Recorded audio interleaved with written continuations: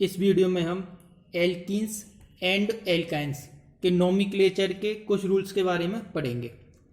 सबसे पहले बात करेंगे लॉन्ग कार्बन चेन के बारे में।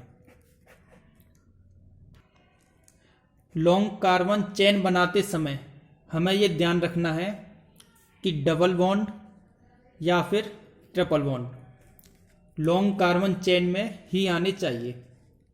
फॉर एग्जाम्पल, इस कंपाउंड में एक डबल बॉन्ड गिवन है। जब हम लॉन्ग कार्बन चेन बनाएंगे तो इस डबल बॉन्ड को कार्बन चेन में लेना कैसा होता है, कंपलसरी। तो डबल बॉन्ड चेन में आना चाहिए। तो हम यहीं से चेन बनाना स्टार्ट करेंगे। किस तरफ जाएंगे? जहाँ पर हमें ज़्यादा से ज़्यादा कार्बन मिल सके। तो लॉन्ग कार्बन चेन बन जाएगी इस तरीके से 1 2 3 4 5 कार्बन की। सेकेंड रूल, एल्कीन यानी कि डबल बॉन्ड के लिए प्राइमरी सफिक्स क्या जोड़ा जाता है, ene, और ट्रिपल बॉन्ड जिसे हम क्या बोलते हैं, एल्काइंस। इनके लिए प्राइमरी सफिक्स क्या ऐड किया जाता है, yne। थर्ड रूल, जैसे किसी कंपाउंड में अगर दो डबल बॉन्ड प्रेजेंट हैं तो हम दो डबल बॉन्ड के लिए डाई का इस्तेमाल करेंगे। क्या लिखेंगे, डाई ene। अगर 3 ट्रिपल बॉन्ड होंगे तो क्या लिखेंगे, ट्राई ene, ट्राई। इसी तरीके से हम ट्रिपल बॉन्ड्स के लिए करते हैं। अगर 2 ट्रिपल बॉन्ड्स हो तो डाई yne। अगर ट्रिपल बॉन्ड किसी कंपाउंड में कितने हैं, 3, तो उसके लिए क्या लिखेंगे, ट्राई yne। जब एक से ज़्यादा डबल बॉन्ड होते हैं तो उनके लिए डाई, ट्राई, टेट्रा इनका इस्तेमाल किया जाता है। इन्हें बोलते हैं हम न्यूमेरिकल प्रीफिक्स। न्यूमेरिकल प्रीफिक्स जो किसी संख्या को शो करने के लिए इस्तेमाल किए जाते हैं। फोर्थ रूल्स होता है नंबरिंग का। जब भी लॉन्ग कार्बन चेन में नंबरिंग हम करेंगे तो हम ये देखेंगे कि जो डबल बॉन्ड या फिर ट्रिपल बॉन्ड है इसे जो है मिनिमम नंबर मिलना चाहिए।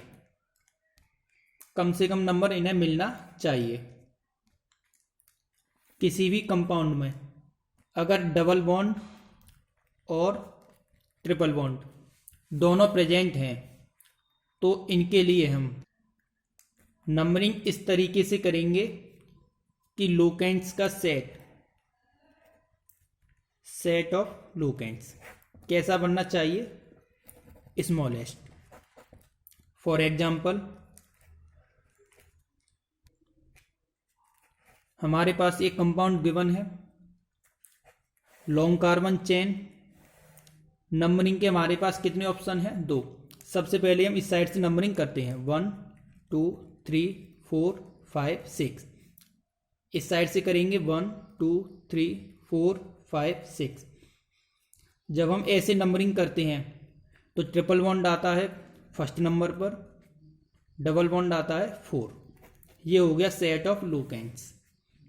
जब हम इस साइड से नंबरिंग करेंगे, डबल बॉन्ड सेकंड नंबर पर और ट्रिपल बॉन्ड 5 नंबर पर। ये हो गया set of locants. Small set कौन सा है, ये वाला। तो कौन सी नंबरिंग सही होगी हमारी, ये वाली नंबरिंग हमारी सही है। ये नंबरिंग कैसी है, रॉन्ग। दूसरा केस, कभी भी अगर ट्रिपल बॉन्ड और डबल बॉन्ड सेम पोजीशन पर आते हैं, जैसे कि लॉन्ग कार्बन चेन हमने ये फॉर्म की, इस साइड से नंबरिंग करने पर 1 2 3 4 5, ट्रिपल बॉन्ड फर्स्ट नंबर पर, डबल बॉन्ड 4 नंबर पर। इस साइड से नंबरिंग हम करेंगे 1 2 3 4 5, डबल बॉन्ड फर्स्ट नंबर पर, ट्रिपल बॉन्ड फोर्थ नंबर पर। सेट ऑफ लोकेंट्स कैसे आते हैं? सेम। तो इस कंडीशन में कभी भी जब सेट ऑफ लोकेंट्स सेम आते हैं तो सिर्फ इसी कंडीशन में हम डबल बॉन्ड को प्रायोरिटी देंगे। प्रायोरिटी देने का मतलब डबल बॉन्ड को कम से कम नंबर हम देंगे।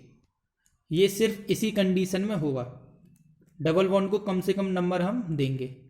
और डबल बॉन्ड को कम से कम नंबर जब हम इस साइड से नंबरिंग करते हैं तब मिलता है।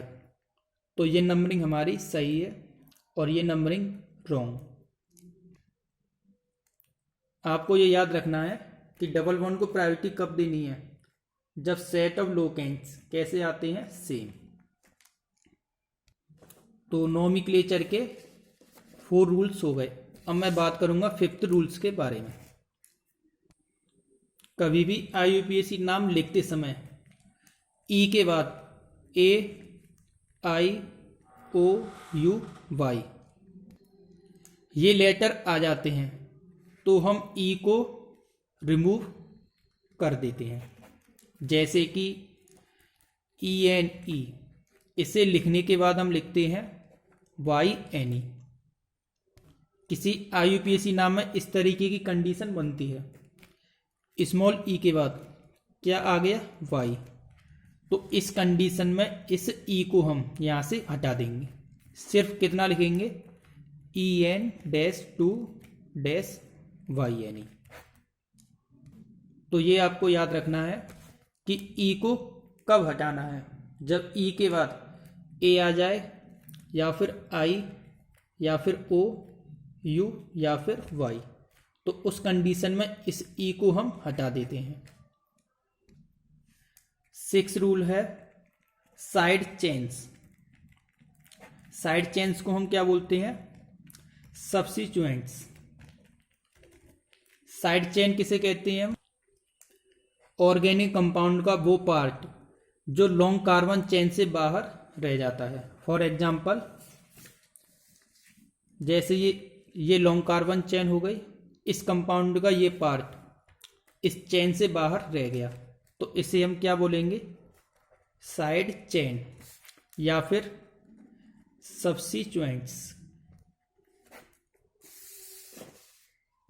तो साइड चेन्स के नेमिंग का तरीका वही रहेगा जो मैंने आपको एल्केन्स वाले वीडियो में बताया था। अब हम इसके कुछ एग्जाम्पल सॉल्व करते हैं। एक ऑर्गेनिक कंपाउंड है। सबसे पहले हम क्या करेंगे? लॉन्ग कार्बन चेन बनाएंगे। तो हमें ध्यान क्या रखना है कि डबल बॉन्ड चेन में आना चाहिए। तो यहीं से हम चेन बनाना स्टार्ट करेंगे। किधर जाएंगे? जहां हमें ज़्यादा से ज़्यादा कार्बन मिल सके, ऊपर की तरफ। तो ये 1 2 3 4 कार्बन की चेन फॉर्म हो गई। सबसे पहला काम होता है लॉन्ग कार्बन चेन बनाना। सेकंड हमारा काम होता है नंबरिंग। नंबरिंग हम किस साइड से करेंगे? जहां डबल बॉन्ड को कम से कम नंबर मिले, तो इस साइड से 1 2 3 4।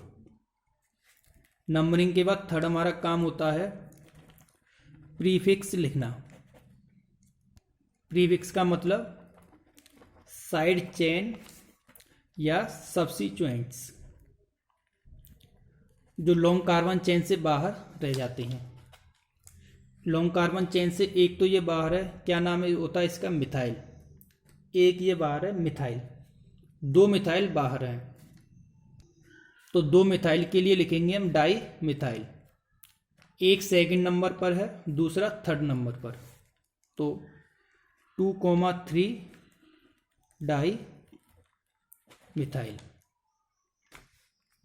प्रीफिक्स लिखने के बाद फोर्थ काम होता है वर्ड रूट को लिखना। वर्ड रूट का मतलब number of carbon in long chain. Long chain में कार्बन कितने हैं? 4, तो वर्ड रूट आएगा ब्यूट। फिफ्थ काम होता है प्राइमरी सफिक्स लिखना। प्राइमरी सफिक्स का मतलब चेन में कार्बन कार्बन के बीच में बॉन्ड, कैसा बॉन्ड आता है? Double bond. तो प्राइमरी सफिक्स क्या लिखेंगे? ENE। डबल बॉन्ड की पोजीशन उसके साथ लिखी जाती है। डबल बॉन्ड आता है फर्स्ट नंबर पर, तो 1 ENE। उसके बाद हमारा काम होता है सेकेंडरी सफिक्स को लिखना। इस कंपाउंड में कोई भी सेकेंडरी सफिक्स नहीं है, तो सेकेंडरी सफिक्स कोई नहीं होगा। तो ये हो गया हमारा IUPAC नाम। तो इसी तरीके से हमें नोमेनक्लेचर करना है। सबसे पहले लॉन्ग कार्बन चेन, नंबरिंग, इसके बाद prefix, word root, primary suffix और सबसे एंड में सेकेंडरी सफिक्स।